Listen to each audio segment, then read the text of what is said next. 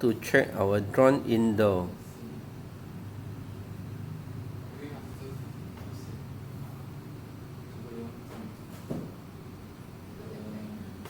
First, we need to ensure we are not in beginner mode.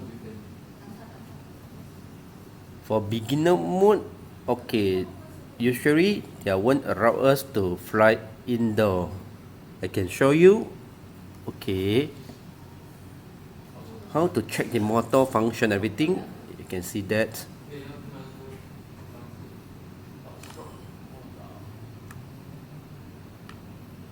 No function. That's all. Because we are in beginner mode.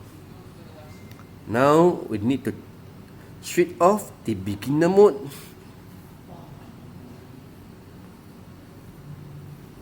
Okay.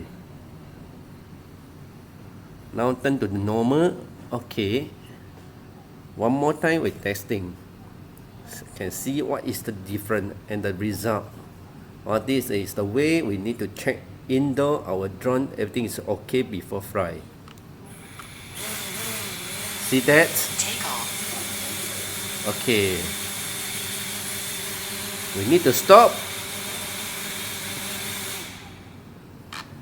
Okay, that's all.